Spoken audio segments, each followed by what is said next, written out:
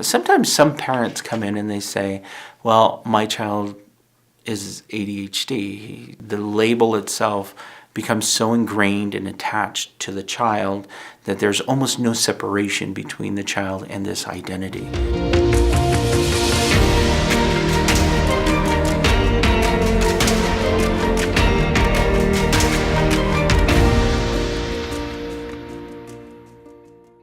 Hi, I hope everybody's had a great day and I hope everything is going well for you. Actually, today's been a really good day. I've been able to do a lot, get a lot accomplished, and it's empowering to be able to do that in a short amount of time.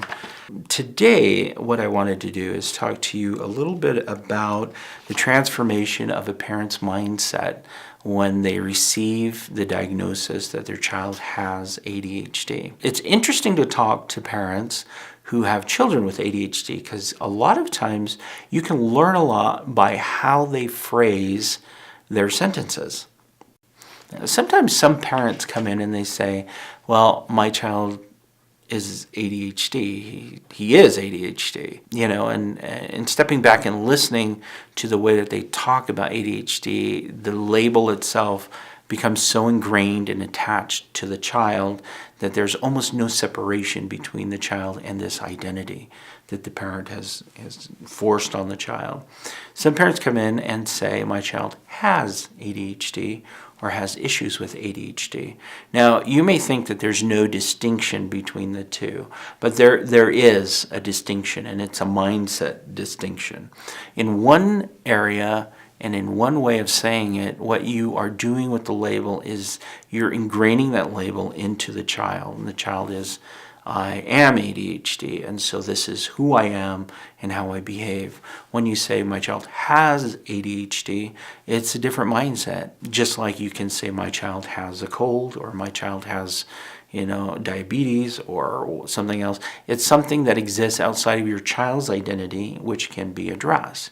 Now, when I meet with clients and we sit and we discuss the different areas and aspects of what's happening in their lives, and specifically with their children with ADHD, I pay attention to these nuances in the communication style of the parent.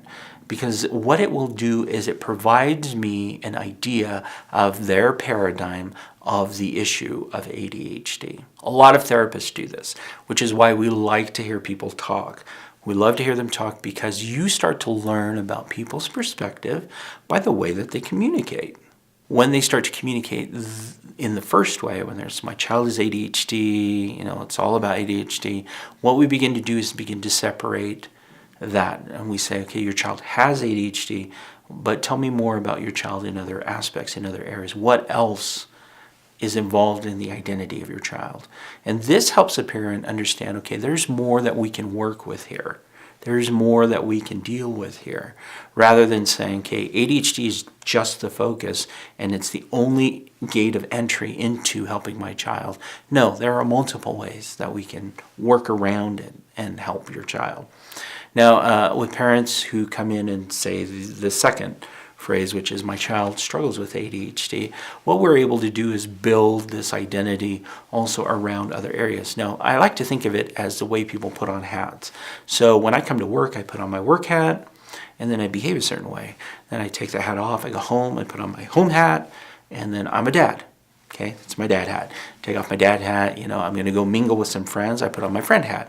And it's this idea that we are a lot more fluid in our identity than a lot of people believe. Now, does that mean that I'm inconsistent? Absolutely not. It means that I'm a human being that's integrated in different social situations, which is exactly what parents need to teach their children who struggle with ADHD. It's helping them learn, okay, I'm in school, I need to put on this hat, and I need to follow the rules that are associated with this environment, and then when it's time to leave, then I can remove that hat, and then I can put on, okay, I'm here, and I need to do this, and this is what I need to do. It's helping them adjust between the different things that need to be done in their different identities. That whole communication, I can learn actually in the first 5 minutes of meeting a family where they place their focus on their child and the issue that the child is struggling with.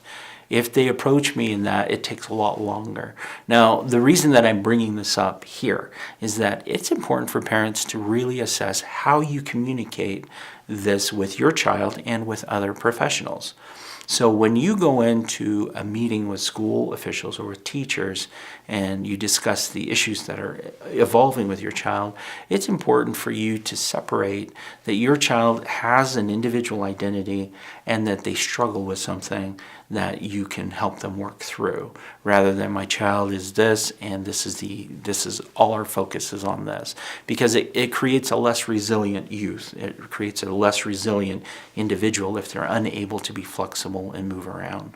What does that, and I want to go back to the pattern that I used before in what we had talked about. What does that look like? What does it sound like? And what does it feel like?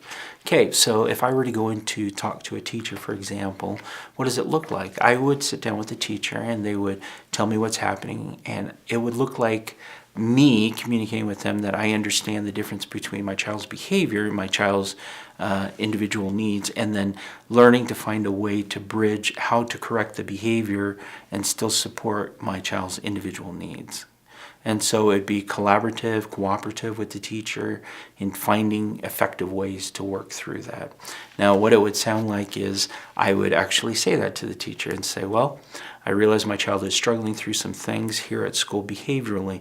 Now, he struggles with ADHD, but he's also very competent in doing this and this and this. And so how can we make this work in the school environment? Now, I had a teacher and a parent actually in a parent-teacher conference go through this process, and it was interesting to role play with the teacher this whole process, because what I ended up seeing is a lot of agreement and collaboration and cooperation from the teacher. We had already scripted out what the parent was going to say, and the parent came up and said, well, my child struggles with ADHD, but my child is also capable of following instructions fairly well when you are very direct and give very specific instructions. My child is also able to do things on a timer. If you have a timer, that will be super helpful. And so that actually provided the teacher with the tools needed for them to create an environment where that child could be successful. They decided, and the child was there, to give the child the instruction of, well, if he's disruptive, I need you to go stand in the corner, in the back corner, in this space, in this area. It's almost like a timeout area, but it's just removed enough that it doesn't disrupt all the other children. They practiced it a few times during the parent-teacher conference, which is great because it was ingrained in the child. And then he was able to follow that instruction. Now, the teacher also said, well, let's use the timer. So they actually used the timer for how long he would have to be in the corner in order for him to come back and sit in his seat, which was roughly around 2 minutes. That was it. They didn't want to go over or make it too long, so about 2 minutes was the maximum. It could be up to a minute. But so the teacher gave the instruction, okay, you need to go and stand in the corner. I'm going to set the timer for a minute. And then once it rings, you can come back to your seat.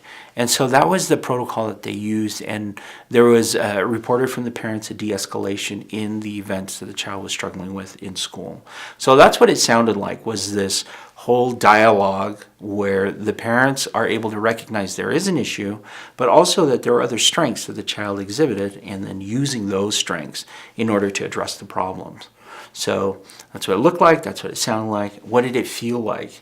Okay, what it felt like was powerful. We left that parent-teacher conference, and the parents felt empowered. The youth felt empowered. This young man felt very empowered because he knew exactly what to expect and what to do in certain situations. Now, they went through the school year, and as I continued to work with this family for another month, they reported back that the notes coming home from school actually decreased. There weren't nearly as many notes coming in. They did receive a few notes for some other things, but they were able to go back and address those issues with the school and with the teacher using that same technique that we had practiced during the parent-teacher conference. So it felt great for them. It felt powerful. It felt helpful. So working with a family with ADHD, role playing is definitely something you definitely want to do. You can learn more about how to do this type of interaction with professionals and also with others on the Smarter Parenting website. The Smarter Parenting course specifically for ADHD is a course that I recommend for parents because it will be very, very helpful in helping you with your child, and especially help your child become more successful. It empowers parents. It tells them what they do, what they can do, what they need to do, how to do it, what it sounds like, what it'll feel like. I mean, all those things are addressed in helping a parent along this whole process of helping their child. So jump over there. Jump over to the Smarter Parenting blog for more information on ADHD. We have a lot of information on there that should be super helpful for parents who are trying to learn a little bit more about what they can do to be more effective as parents.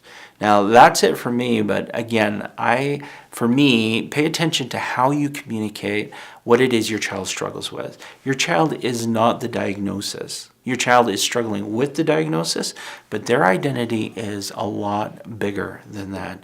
They are a lot more than just a diagnosis. Really, pay attention to how you communicate what it is your child is struggling with, and that will actually give you more tools to find additional ways to help your child succeed. That's it for me. Leave a comment and let me know what you think, your thoughts, and I'd be happy to hear from you. And I will see you again next week.